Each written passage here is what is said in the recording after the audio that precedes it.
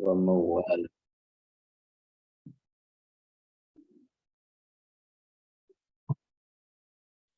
عن أبي هريرة رضي الله عنه قال رسول الله صلى الله عليه وسلم خير الناس من طال عمره وحسن عمله.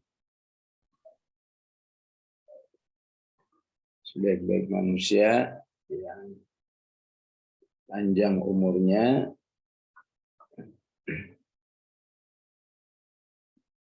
dan baik amal-amalnya.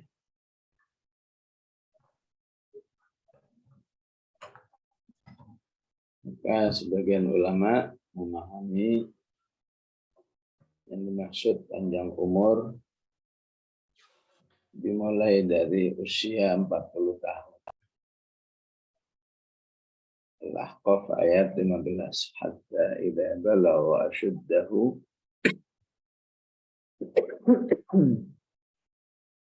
wa balagha 40 sanah. Ibarat pendakian gunung, 40 tahun itu sudah puncaknya, sudah summit ya. Istilah orang naik gunung. Maka setelah 40 tahun itu ibarat naik gunung, setelah itu ya menuruni lereng ya. Turun terus, ada yang turun cepat, ada yang turunnya lama.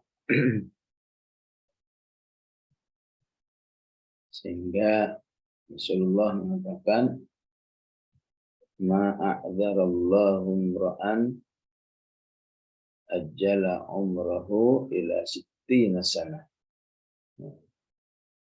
Ketika sudah mencapai 60 tahun, maka tidak bisa dimaklumi lagi ketika orang beriman itu tidak memperbanyak amal-amal soleh.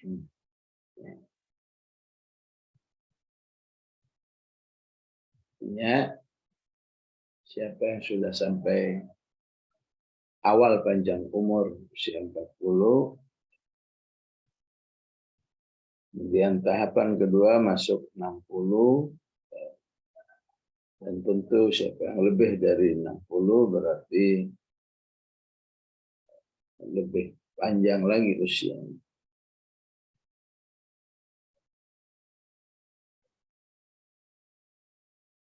Maka para ulama mengatakan ketika manusia berada dalam panjang umur, berarti dirinya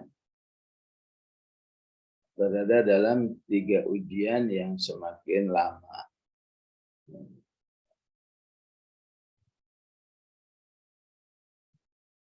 Maka wajarlah jika Rasulullah doanya, Allahumma in kana al-hayatu khairan li fatawaffani.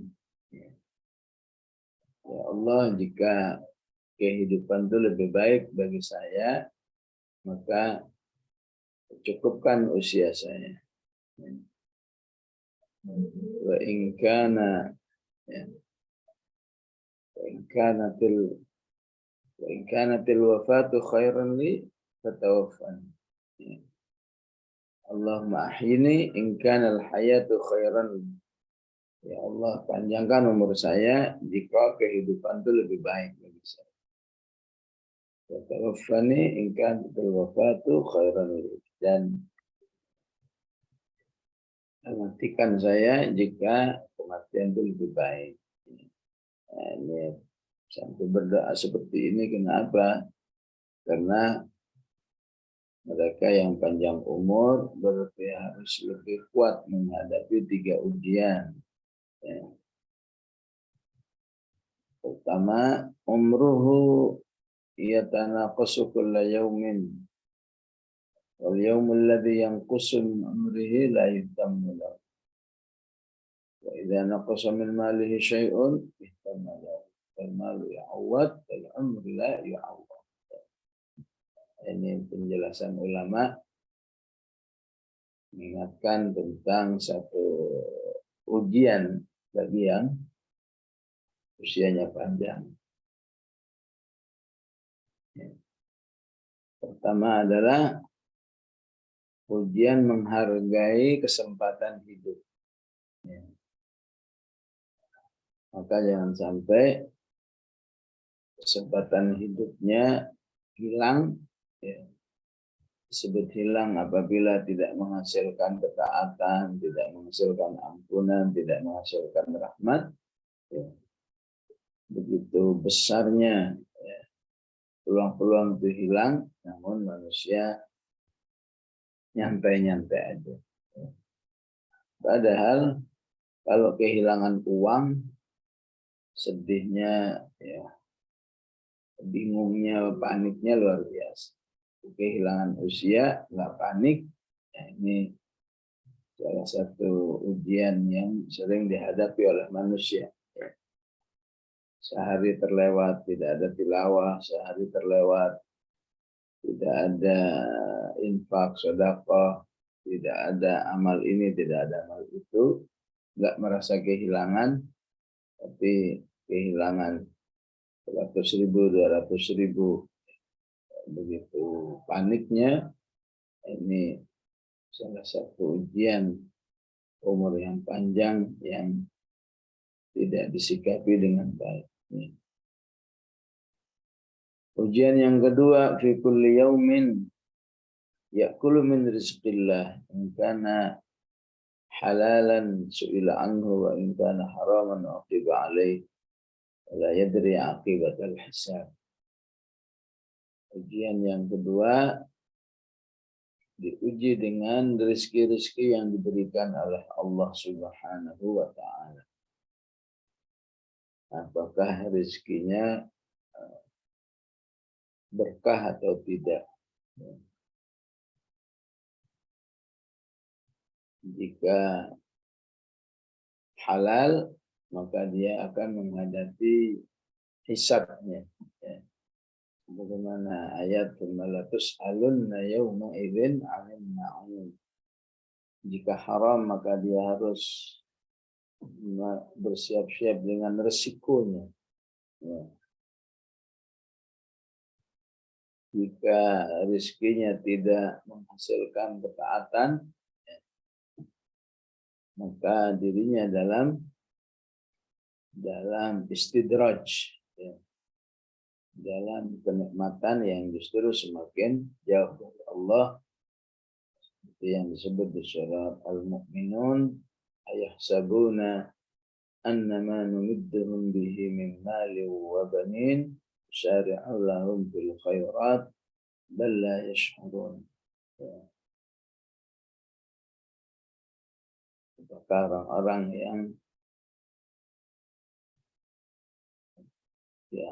rezekinya banyak, harta melimpah, anak sehat, mengira itu sebuah nikmat yang mengira tidak diperuntukkan agar bersyukur dan taat kepada Allah Subhanahu wa ta'ala. Jika itu yang terjadi, semakin banyak nikmat, semakin jauh musyari'u lahum fil khairat.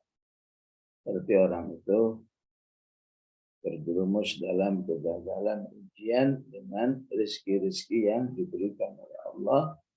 Bal la yash'urun, namun manusianya tidak sadar. Ternyata rezeki-rezeki itu membuat dia semakin jauh dari Allah. Bahkan ada yang merasa Allah sayang kok sama saya, ini buktinya saya punya ini, punya itu, punya itu. Padahal Rasulullah mengatakan, Innallaha yu'til 'abda yu'tid dunya liman ahabba wa man lam yuhib. Sungguhnya kalau kamu mengukur cintaan Allah kepadamu itu dengan harta, dengan kehidupan dunia secara umum, apakah itu properti, apakah itu kesehatan, apakah itu jabatan. Maka sungguhnya semuanya itu diberikan oleh Allah kepada semua manusia, yang kafir, yang mukmin, yang fasik, yang soleh, yang dicintai dan yang dibenci, semua dikasih kalau urusan dunia. Ya. La yu'til imana illa man yuhib. Dan Allah tidak memberikan nilai-nilai keimanan yang membuat manusia itu cinta Allah, cinta Rasul, cinta Al-Quran, cinta amal-amal soleh, kecuali hanya kepada orang-orang yang dicintainya saja. Ya. Maka penting kita menyadari ketika terlalu lama tenggelam dalam kesedihan, dalam kondisi-kondisi yang mengarah pada stres, ya. Padahal Allah sudah buat dia itu semangat banyak beramal soleh dan seterusnya. Maka ini sepertinya tidak menghargai pemberian Allah yang spesial. Jadi ada manusia yang terlalu berlebihan sedih dalam urusan dunia, maka ini seperti tidak menghargai pemberian Allah. Padahal hal-hal yang terkait dengan keimanan itu tidak diberikan kepada semua manusia, hanya diberikan kepada yang dicintai saja oleh Allah Subhanahu wa ta'ala. Ujian ketiga, fi kulli yawmin yadnu min al-akhirati qadra, yabta'idu min ad-dunya qadra. Wa ragma dhalika la yahtammu bil akhirati al-baqiyah biqadri bima ihtimamihi bid dunya al-faniya wa la yadri hal masiruhu ila al-jannati al-'aliyah am ila an-nari al-hawiyah. Ujian yang ketiga adalah tidak menyadari bahwa semua yang terkait dengan hari keakhiratan itu sudah dekat. Di surat Al-Anbiya Allah katakan iqtaraba lin-nasi hisabuhum. Hari penghisaban dekat. Di surat Al-Qamar iqtarabatis sa'ah. Hari kiamat dekat.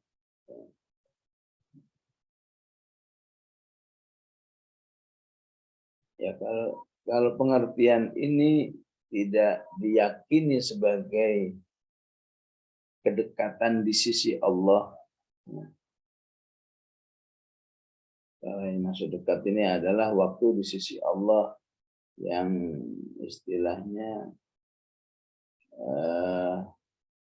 sehari di sisi Allah seperti 1000 tahun di dalam kehidupan dunia.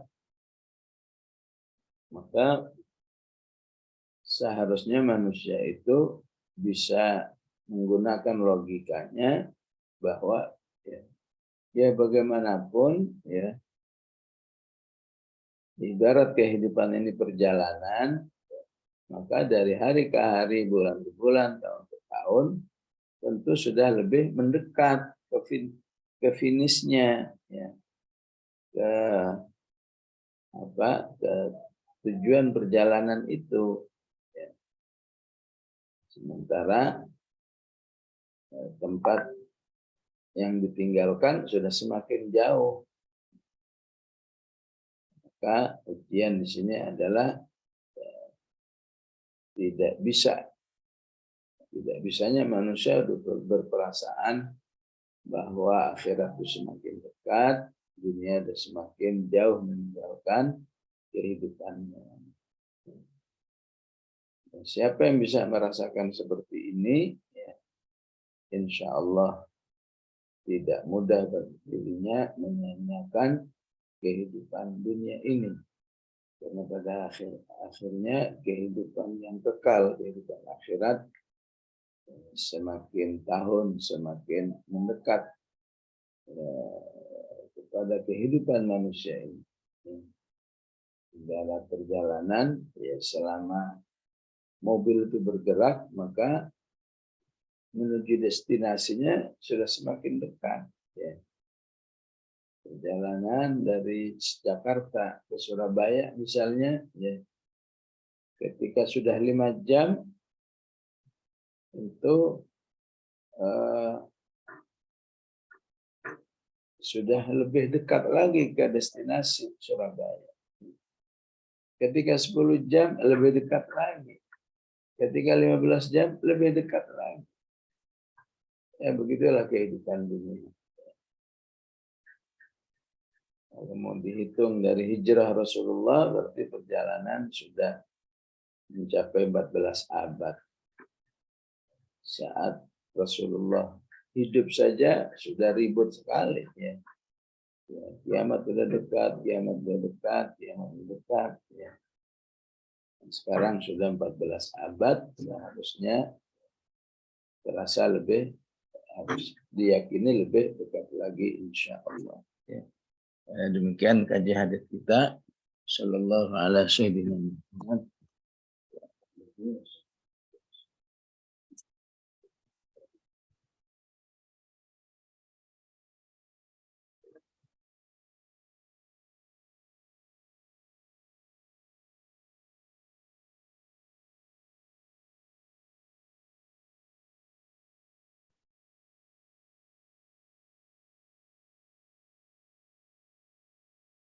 أعوذ بالله من الشيطان الرجيم.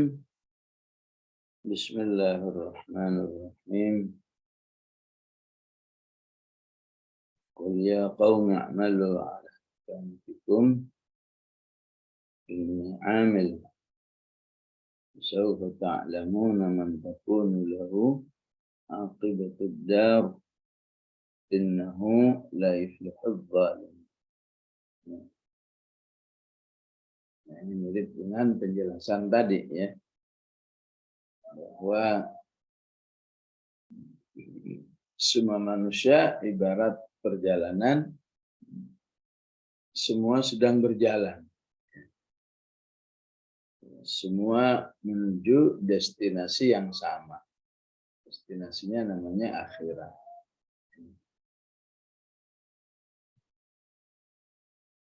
Maka Allah katakan, fasawfa ta'lamuna man takunu lahu 'aqibat. Ya. Sama-sama satu destinasi, tapi jangan dikira ketika sampai di tujuan sama semua. Ya. Jadi ketika sampai di tujuan, ada yang tambah bahagia, ada yang tambah sengsara. Ya. Karena itu pentingnya memperbaiki makanatikum. Ya. Memperbaiki posisi kita di sisi Allah. Ya. Posisinya sesuai dengan syariat Allah, maka sampai destinasi insya Allah. Ya. Maka yang status perjalanannya ilegal, tidak sesuai dengan harapan Allah, dijamin innahu la yuflihul zalim. Maka orang-orang yang zalim tidak akan sukses. Jadi dalam kehidupan orang-orang soleh dari kalangan salafus soleh ya, adalah orang-orang yang takut sekali dengan berbuat zalim, menyakiti siapapun, ya, walaupun sekecil mungkin, walaupun menurut orang lain ya, itu biasa-biasa aja, tapi kekhawatiran ataupun kehati-hatian jangan sampai terjerumus dalam kezaliman, itu membuat mereka dan menurut ya, orang sekarang itu biasa-biasa aja.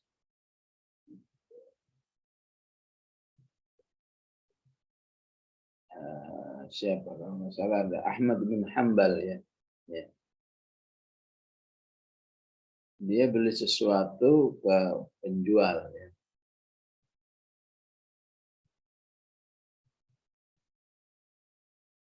Kemudian si penjual ini memberi harga yang spesial ya.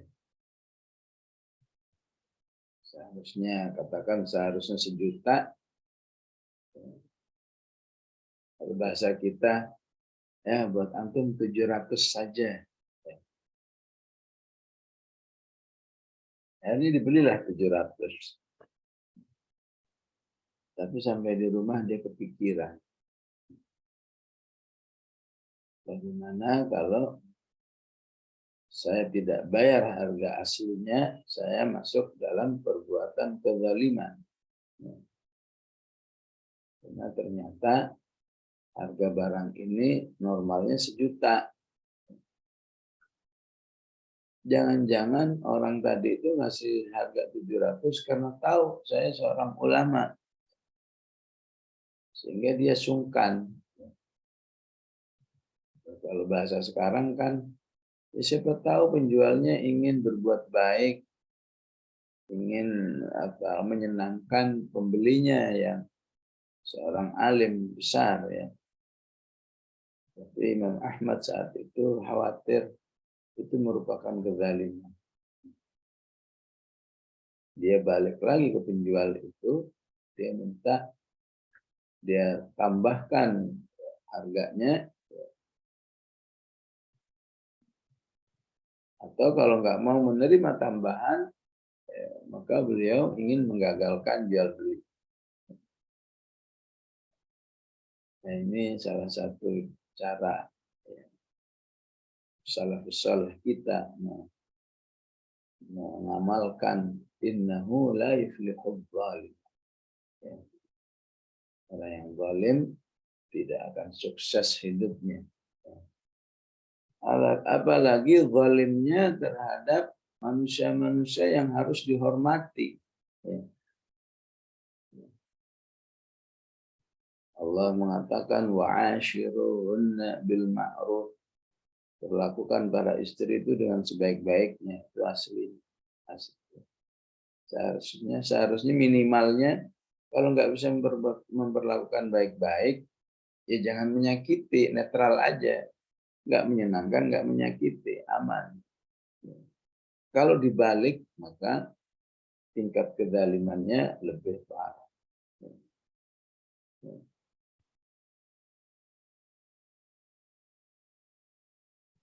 Menyakiti istri, menyakiti keluarga yang seharusnya diperlakukan dengan baik, maka akan lebih besar bobot dosa. Kedua orang tua lebih tinggi lagi ya. Jadi kalau ibu baca ayatnya, kalau untuk orang tua wasahibhuma fid dunya ma'rufa. Ma'rufa pakai fathah ya. Tapi kalau untuk istri wa'ashiruhunna bil ma'ruf, ada bi-nya.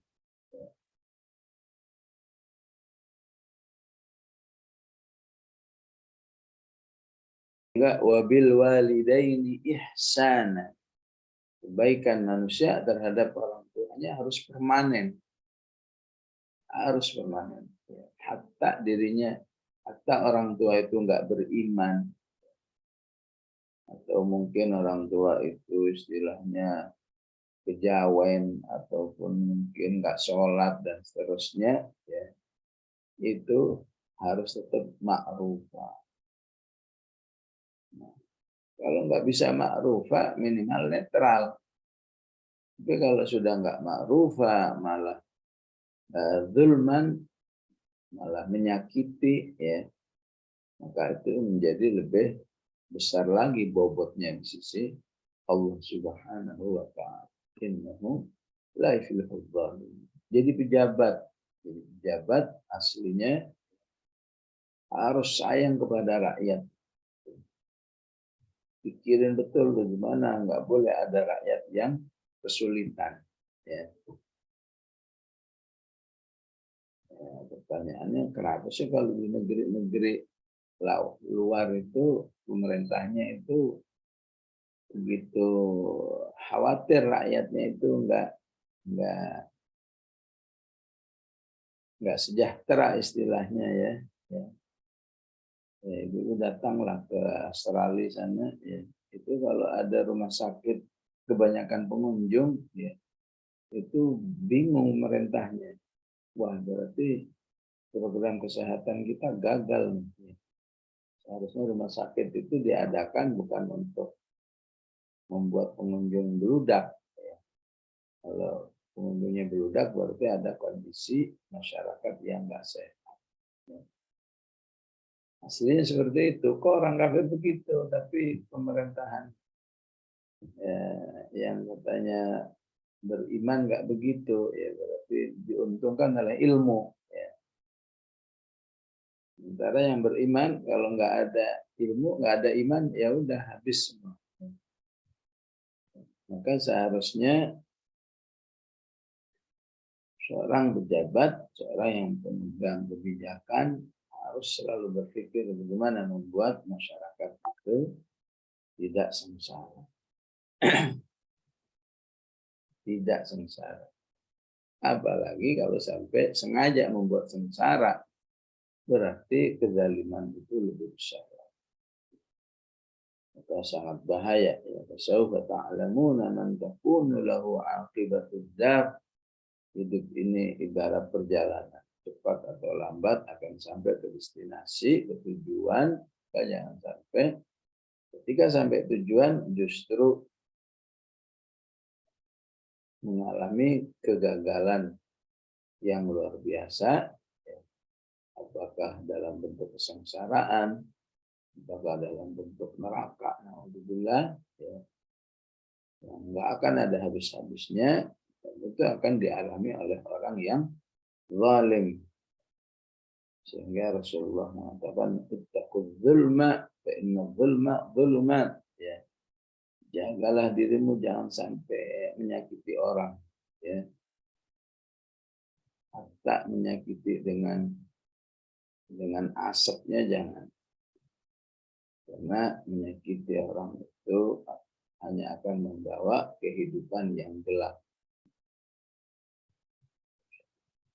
Sampai di ayat 34 ini atau 35 ini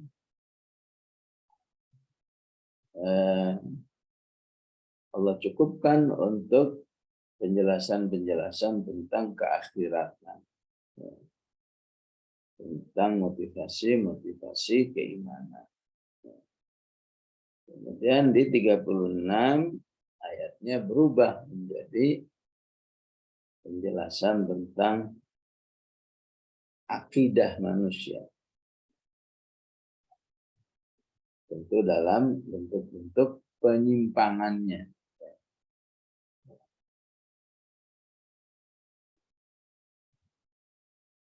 Wa ja'alu lillahi, dan manusia-manusia itu menjadikan untuk Allah mimma dzara'a minal harfi, daripada apa yang diciptakan oleh Allah berupa tanam-tanaman, berupa binatang ternak, nasiban, sebagai jatah. Ini sudah terjadi sejak zaman dahulu kala.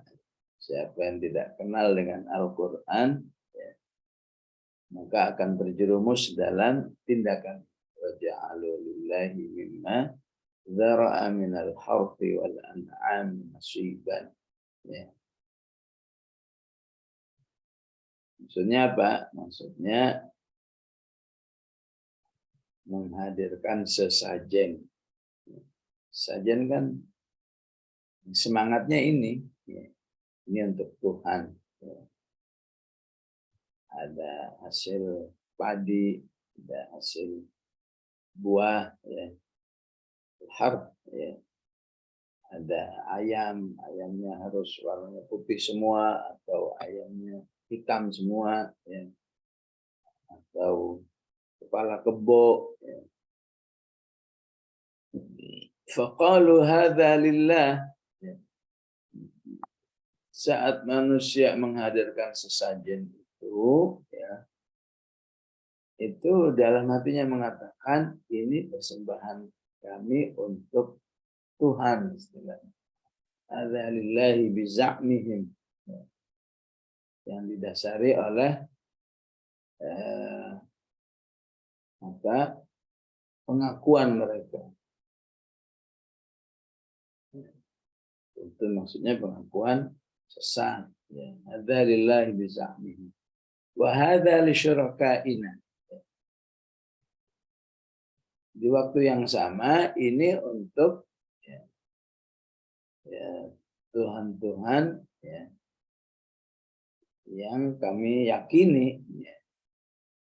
Apakah istilahnya Tuhan atau makhluk yang dianggap Tuhan yang namanya Nyi Roro Kidul, ya.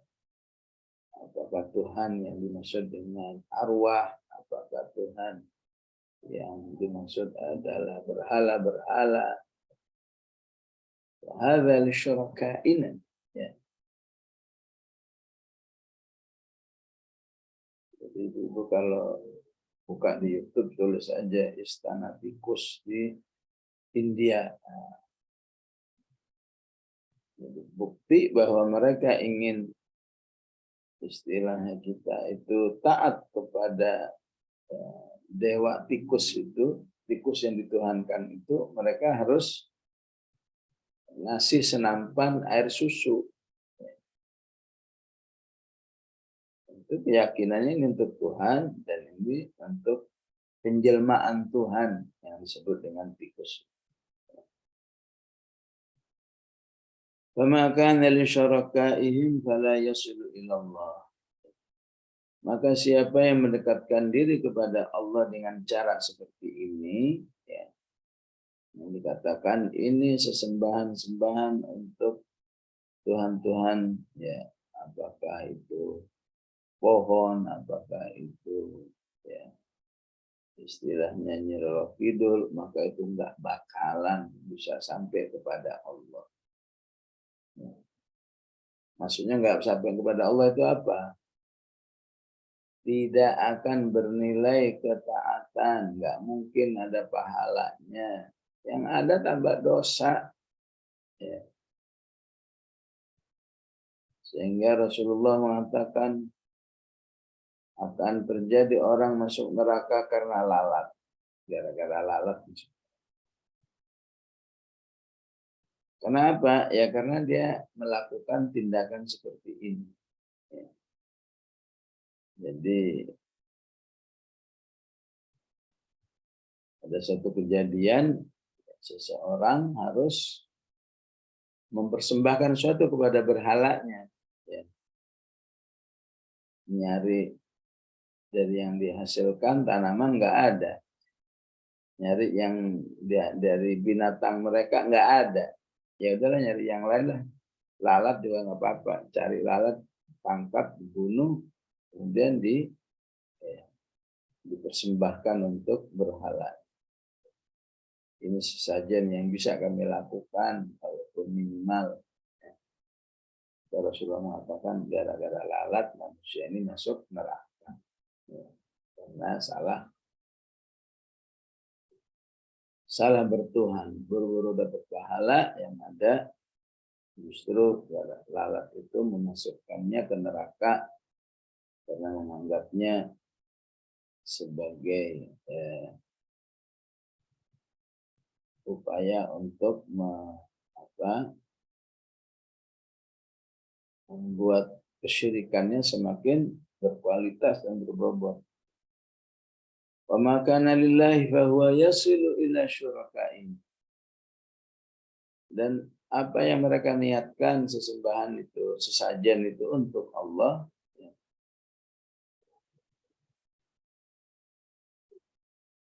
Maka itu hanya ya sampai kepada berhala-berhalanya saja.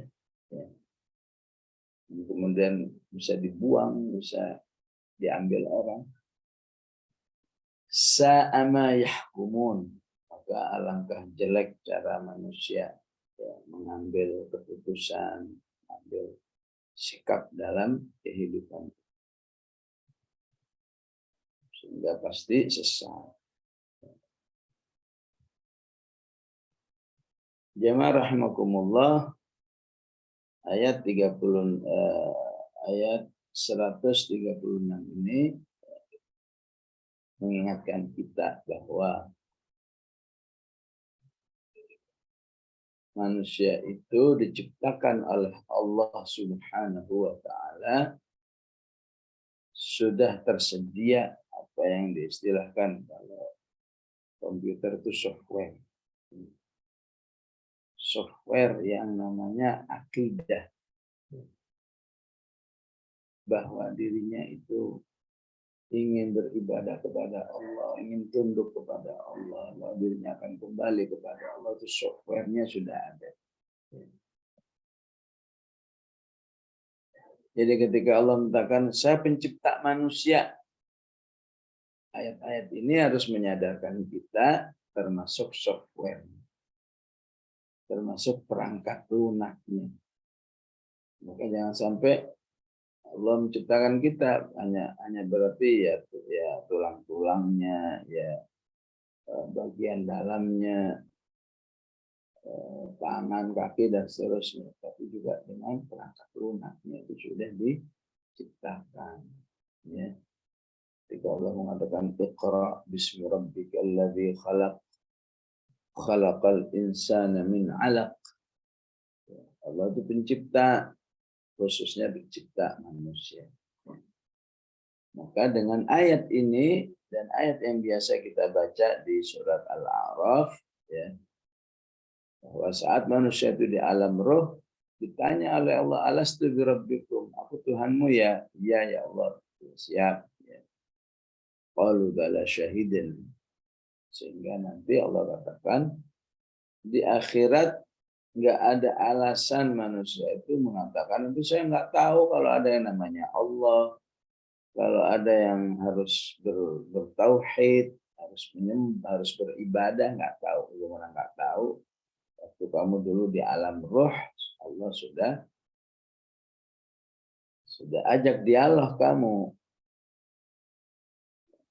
إِذْ أَخَذَ رَبُّكَ مِنْ بَنِي آدَمَ مِنْ ظُهُورِهِمْ ذُرِّيَّتَهُمْ وَأَشْهَدَهُمْ عَلَى أَنْفُسِهِمْ أَلَسْتُ بِرَبِّكُمْ قَالُوا بَلَى شَهِدْنَا.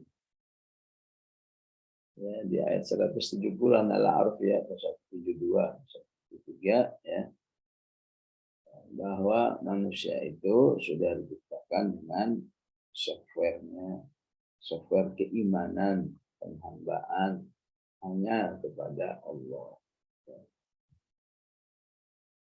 Nah, ayat ini juga menjelaskan demikian. Ya. 136 ini juga menguatkan apa yang ada di Al-A'raf. Bahwa manusia pada hakikatnya punya sebuah kesadaran batin. Ya. Ingin lebih dekat kepada Allah. Ya. Supaya dekat dia harus ya, memberi sesuatu.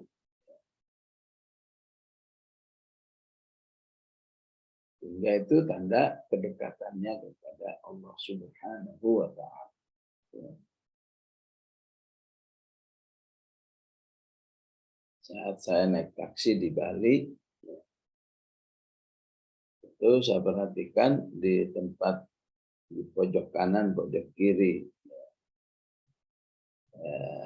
pengemudi itu selalu ada ya, janur ya, bungkus dari janur, ya. Isinya bunga-bunga.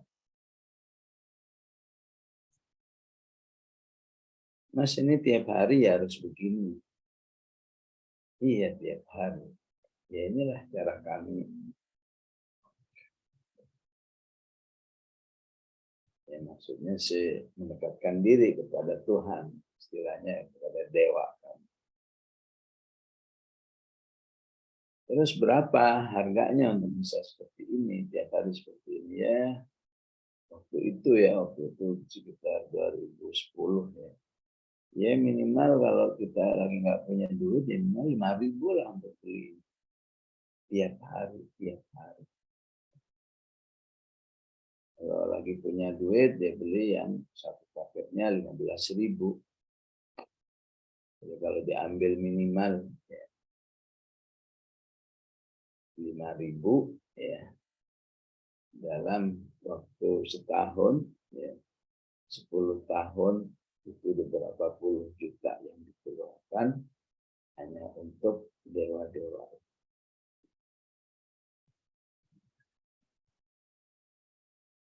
Yang kata Al-Quran, siapa yang berbuat seperti itu, فَمَا كَانَ لِشُرَكَائِهِمْ فَلَا يَصِلُ إِلَى اللَّهِ. Walaupun maksudnya ini untuk Tuhan, ini cuma ya istilahnya sarana, ini apa istilahnya konduktor lah. Ya. Maka Allah jamin nggak bakalan nyampe. Fala yasilu ilallah. Dan kalau caranya begitu, maka itu hanya sampai kepada syurakaihim.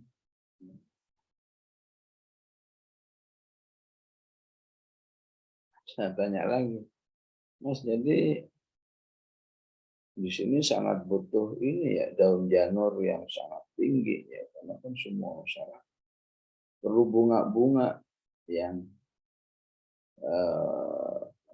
bunga-bunga yang harus ditanam karena dibutuhkan. Iya, memang Bali bisa memenuhi, ya nggak bisa. Ini rata-rata di drop dari Banyuwangi. Aduh, Banyuwangi mayoritas kaum muslimin. Ya. Bagaimana kaum musliminnya berperan di dalam menyediakan ya, menjual janur, menjual bunga-bunga. Ya. Bunga apa istilahnya, setanam apa ya. Ya, setaman ya, bunga setaman. Ya, semoga Allah mengampuni aja. Ya. Nah, ini ibrah ya, betapa potensi akidah dalam manusia, diri manusia itu memang secara otomatis ada keinginan mempersembahkan sesuatu. Maka Rasulullah SAW mengatakan, maka hati-hati ya manusia baru, maksudnya bayi itu, anak kecil itu,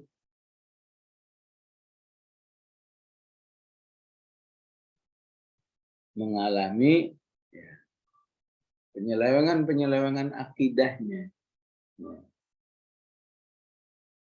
Aslinya yang sudah ada ini harus dikembangkan. Jangan dirusak oleh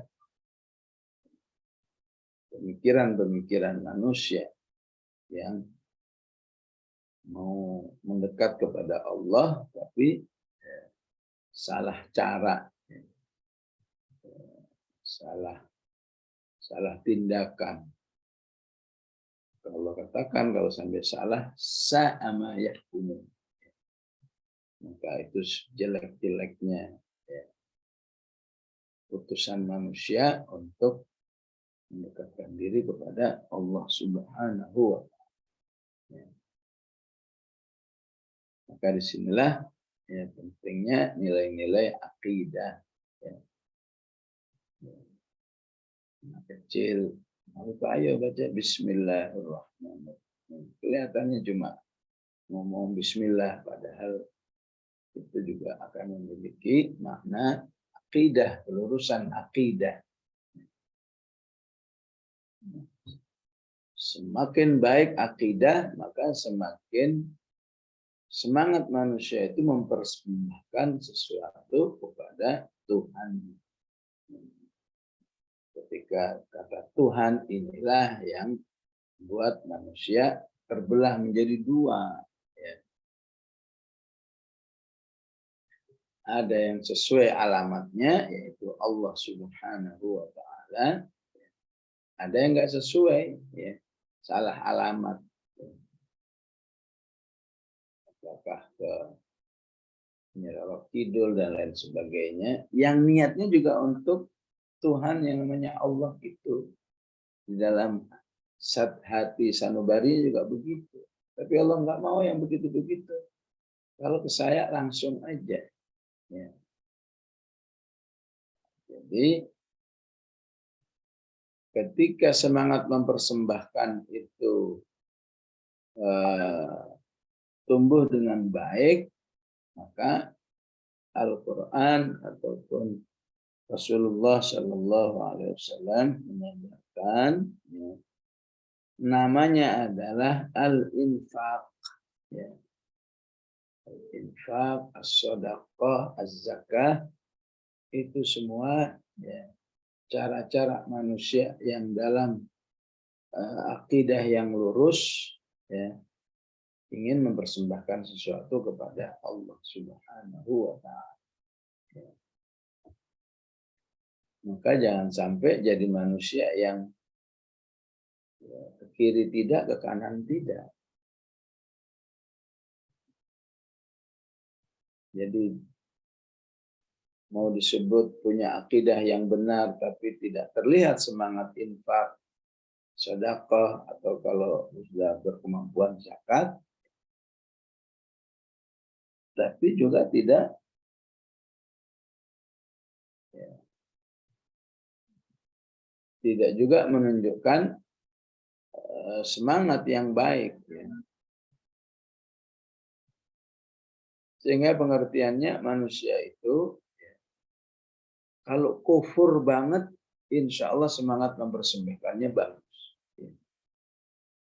Kalau kufur yang tulen gitu, ya, maka semangat mempersembahkannya akan lebih semangat. Sehingga Allah katakan apa? Innal ladzina kafaru yunfiquna amwalahum liyasuddu an sabil. Orang kafir itu punya semangat infak yang luar biasa. Tujuannya agar agama Allah itu tidak berkembang. Menghalangi manusia agar jangan sampai berkembang. Begitu juga kalau yang mukmin tulen itu juga akan menghasilkan, ya, semangat mempersembahkan yang disebut dengan infak. Alladzi yu'ti malahu yatasaddaq. Ya. Ketika manusia ada di pertengahan, ya, disebut kafir bukan, kafir mukmin bukan, maka Al-Quran mengatakan dia tidak punya semangat mempersembahkan.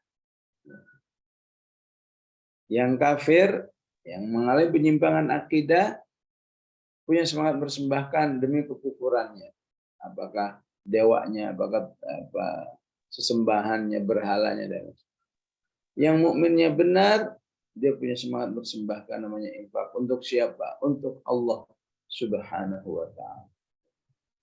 Memang Allah butuh diinfaki, enggak begitu pemahamannya, ya.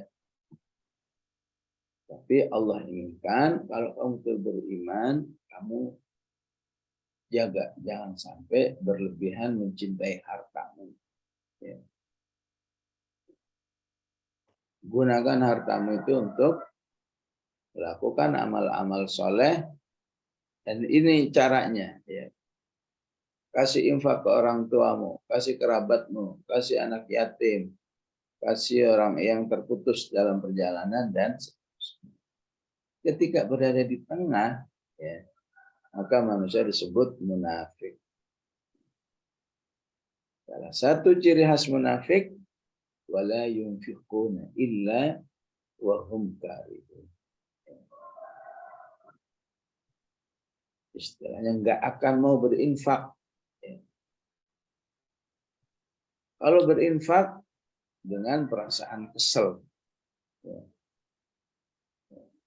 Ya, itulah yang dikatakan wayattakhidhu ma yunfiqu maghraman. Ya.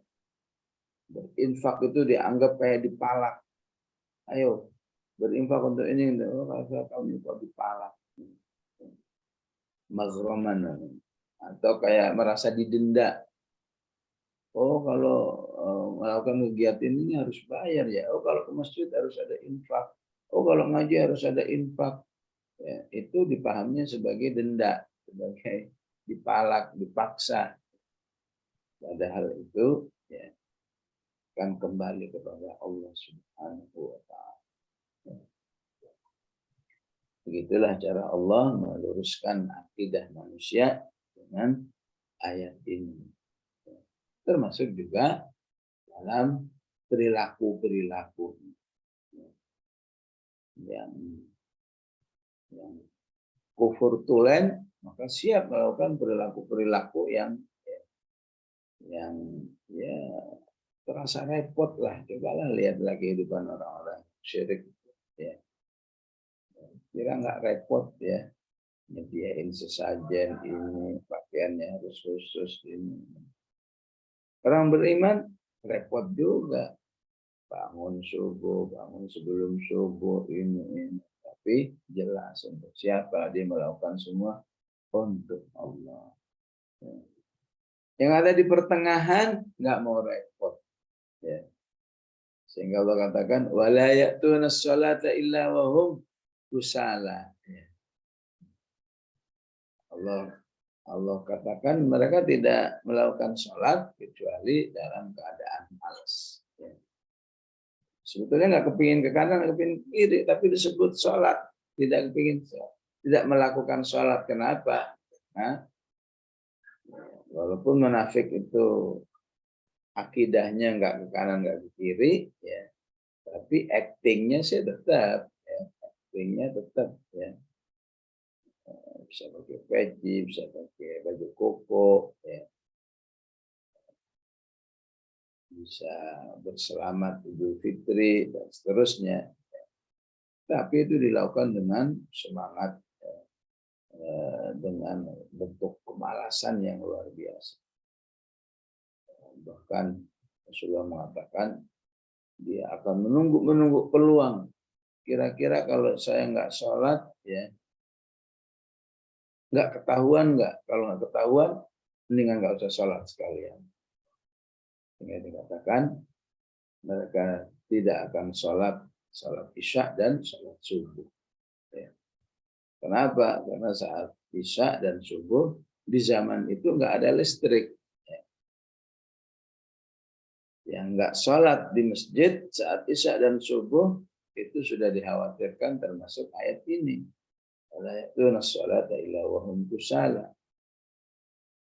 Zaman sekarang penilaian ini sudah nggak ada. Ente nggak sholat bertahun-tahun juga nggak ada masalah. Nggak akan ada yang nanyain kamu kenapa kamu nggak ke masjid. Berjumus pada istilah hak asasi manusia. Yang mau ke masjid silahkan, yang nggak ke masjid silahkan. Padahal hidup seperti ini hidup yang bahagia. Baik ibu-ibu rahimakumullah, sampai di sini kaji kita. Wassallallahu ala sayyidina Muhammad wa ala alihi wa sahbihi wasallam. Walhamdulillahirabbil alamin. Wassalamualaikum warahmatullahi wabarakatuh, Ustaz. Jazakallah khair Ustaz atas penjelasannya yang luar biasa. Masih ada kesempatan untuk bertanya Ustaz? Ya, silakan. Ya, ibu-ibu siapa yang ingin bertanya silakan raise hand atau menuliskan dalam chat. Adakah ibu-ibu yang akan bertanya? Izin boleh tanya? Silakan. Ya. Assalamualaikum warahmatullahi wabarakatuh. Waalaikumsalam. Ustaz, berkaitan dengan makanan-makanan yang sudah ditujukan buat sembahan-sembahan itu kan jatuhnya kan haram Ustaz ya? Haram, tidak boleh dimakan. Ya. Nah, saya dulu ingat banget pas kuliah di Mahat dengan Ustazah Rohana awal-awal tahun 90-an itu kan sampai beliau menjelaskan ketika maaf Ustaz ya, yang saat ini lagi memang susah untuk ini kan kaitan dengan 3 hari, 7 hari, bahkan sampai kadang haul tahunan seperti itu Ustaz ya. Sehingga waktu itu Ya. kesimpulan saya, nggak tahu saya salah atau tidak menangkap apa yang Ustazah sampaikan, Ustazah Rohana sampaikan, bahwa makanan-makanan yang sudah diniatkan untuk tahlil 3 hari 7 hari dan sebagainya itu jatuhnya sudah sama dengan diniatkan buat sembahan-sembahan tadi gitu Ustaz. Sehingga waktu itu saya kalau dapat katakanlah itu selalu saya kasih ke kakak gitu loh. Kami tidak makan gitu Ustaz. Nah, kesini itu akhirnya saya agak sedikit lunak dengan ketika ada acara kayak gitu saya makan gitu. Sebenarnya gimana Ustaz ya? Status makanan yang buat ritual-ritual seperti itu Ustaz, tradisi 3 hari 7 hari dan sebagainya. Saya khawatir salah Ustaz. Baik ya. Memang dalam bab ini sepengamatan saya ada 2 kelompok manusia. Ada kelompok yang ketika mengadakan 7 hari, 40 hari dan seterusnya itu ya, tidak terlepas dari semangat-semangat kehinduan. Walaupun menurut saya tidak banyak seperti itu ya. Walaupun ada sangat sedikit ya. Jadi memang ketika masih belum lepas dari semangat itu, memang makanan-makanan itu dibuat untuk mempersembahkan istilahnya kepada arwah tadi. Ya.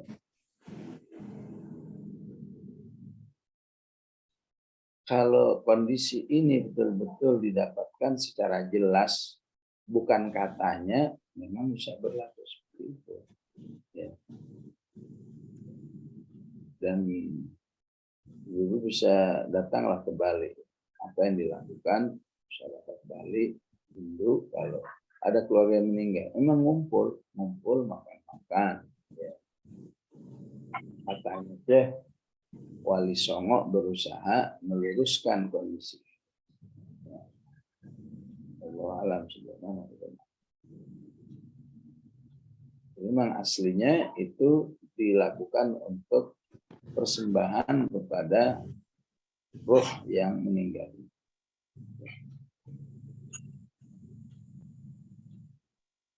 Namun ketika ya, acara ini istilahnya berhasil diislamisasi, ya, sehingga apa istilahnya ya, tadinya bid'ah menjadi bid'ah hasanah ya. Sebetulnya kita terima aja itu ya, istilah kita tidak ingin berdebatkan itu benar atau enggak ya. Ini istilah ini merupakan bid'ah hasanah ya. Maka yang dimaksudkan makanan-makanan itu ya adalah sedekah untuk ya, sedekah yang pahalanya disampaikan kepada yang meninggal itu. Ya. Kan memberi makan orang lain itu banyak dipuji oleh Al-Quran. Yut'imuna at-ta'ama ala hubbihi miskina wa yatima wa asira.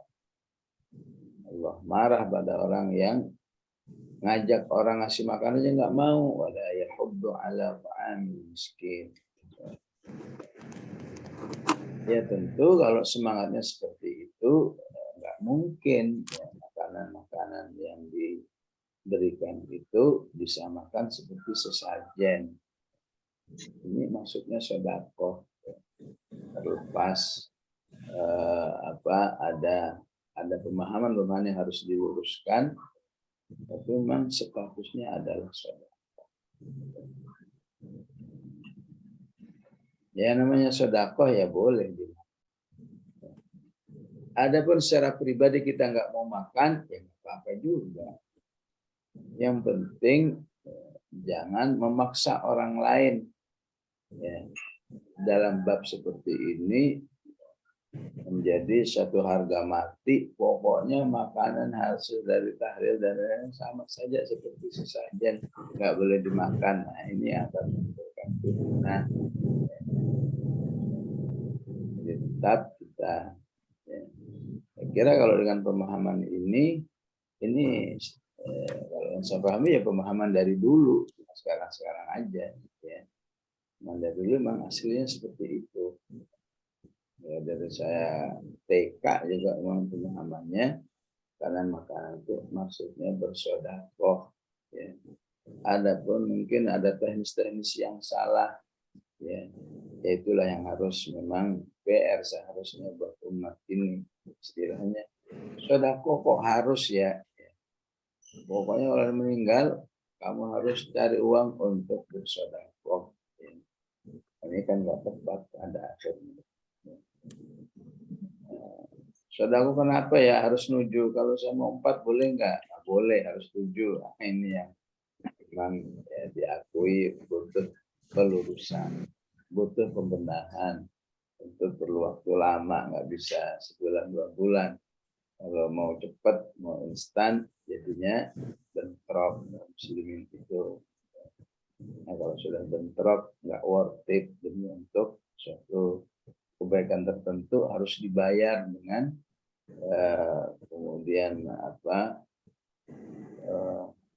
kapling-kaplingan, ini kelompok A, ini kelompok B, yang nggak begitu aja udah terkapling-kapling sendiri, ya apalagi yang satu ya ngotot ini bid'ah hasanah, ya tambah nggak solid umat ini. Ya. Untuk insya Allah selama proses pembelajaran Islam ini terus berjalan baik, cepat atau lambat, ya umat lama-lama akan tersadarkan dengan baik sesungguhnya apa, ya, yang lebih makul, yang lebih masuk akal, ya, untuk dilakukan. Misalnya kalau memang 7 hari dan seterusnya itu dalam rangka kirim pahala, maka tidak ada kirim pahala yang lebih efektif dan lebih besar daripada manusia itu mempersiapkan kesolehan anak-anaknya. Siapa yang punya kesolehan anak-anak itu tidak saja di kuburnya, sampai menjelang masuk surga itu orang tuanya sempat nanya-nanya kepada Allah, ya Allah, saya ini bukan orang istimewa kok, saya dulu amal saya nggak terlalu signifikan untuk menerima balasan sebesar ini. Dijawab Allah, istighfari waladid, anak-anakmu ini mendoain terus. Ya aslinya, ya, kalau saja anaknya udah soleh itu sudah lebih dari cukup, ya, untuk dibuatkan acara-acara kirim pahala. Ini aslinya ya, terlepas dari proses mencari titik temu, ya, soliditas umat dan seterusnya. Ini ilmu aslinya gitu. Ya, menjadi nggak signifikan kalau betul itu adalah kirim pahala, tapi kemudian seorang anak yang tinggal orang tuanya itu tidak membangun kesolehannya, nggak sholat lebih baik, nggak baca Al-Quran lebih baik dan seterusnya, itu nggak signifikan sebetulnya. Hanya dengan menyediakan makanan-makanan 7 hari, 40 hari, yang signifikan dia kesolehan anak itu yang berlangsung tiap hari, dalam harinya ada jam, ada menit, ada detik, semua ada. Ketika dalam ketaatan itu sudah langsung tertransfer itu kepada orang tuanya, itu aslinya. Ya.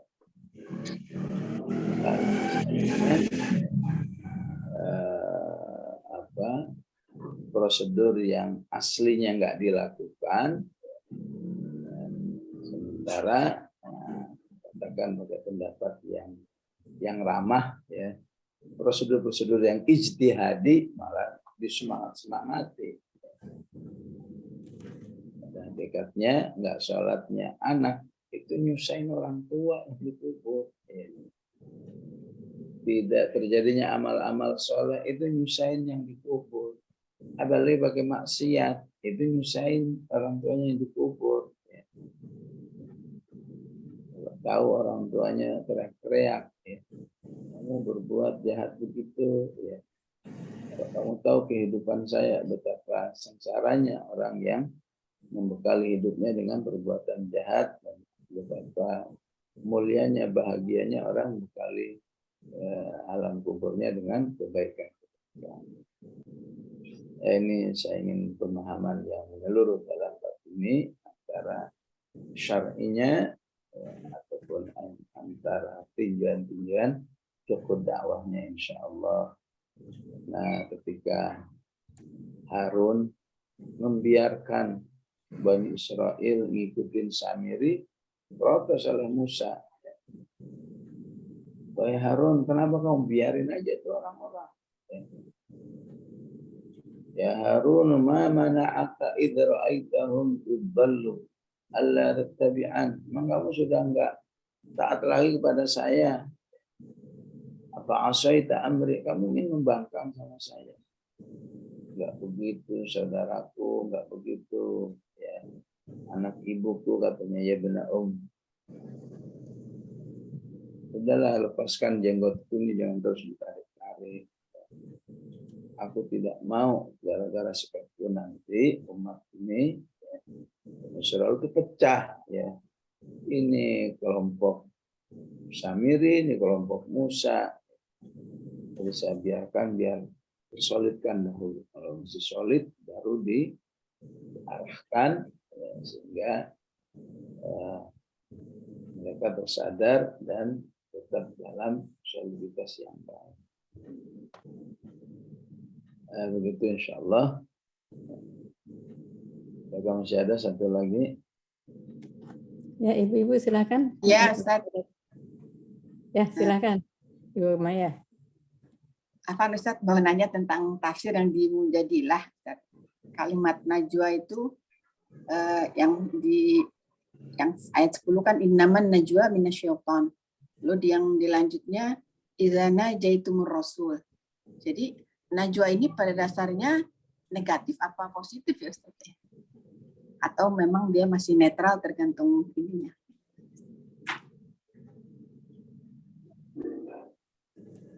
Najwa itu adalah ya melakukan pembicaraan yang rahasia. Istilah kita pembicaraan empat mata dengan najwa ya. Ataupun terbatas ya. Liko itu namanya najwa. Kalau enggak najwa namanya ceramah. Kalau cuma hadirnya 5 orang, 10 orang, itu namanya najwa. Ya kalau isinya kebaikan, Allah puji itu najwa positif. An-Nisa la khaira fi katsirin min najwahum. Najwa itu baik kalau isinya illa man amara bi shadaqatin, kalau isinya ngajak orang berinfak. Ya, au amrin bil ma'ruf, ya. Ngajak kebaikan, au islahin bainan nas, ngajak manusia berdamai.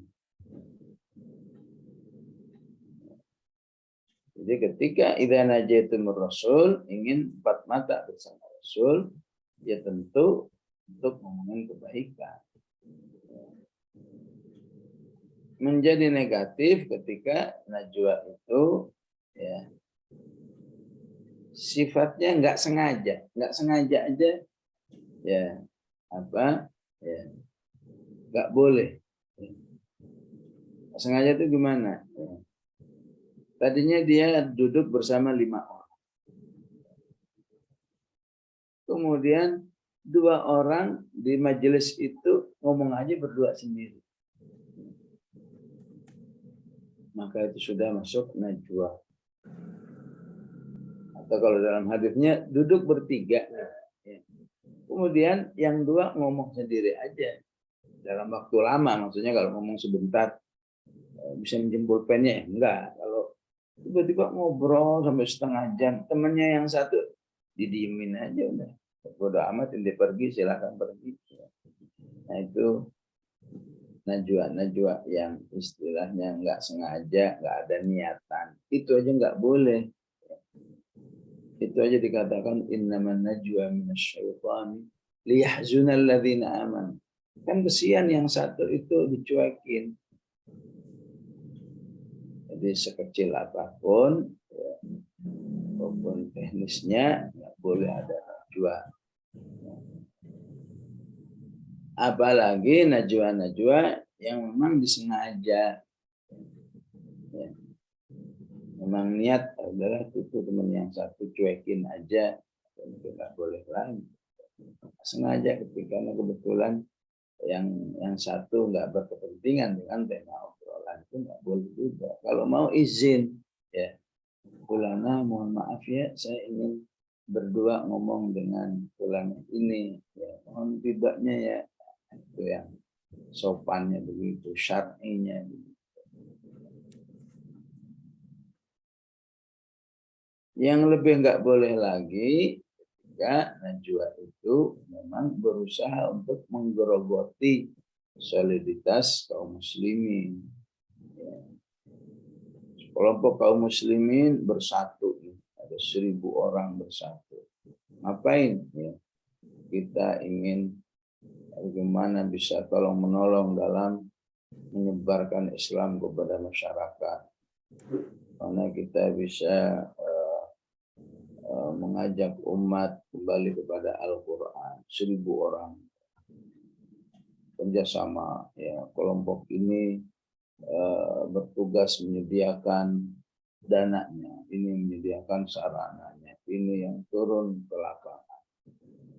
Tiba-tiba ada 50 orang penyempil, ya, penyempil sendirian, ya, bikin pertemuan-pertemuan khusus 50 dari 1000 orang. Pertemuannya apa? Pertemuannya bagaimana kita gagalkan ini teman-teman kita yang katakan 950 orang ini. Tentunya siapa itu 950 orang? Oh, si Fulan. Oh, gimana ini? 949 menjadi nggak percaya kepada pimpinannya. Pokoknya gimana dibuat gagal.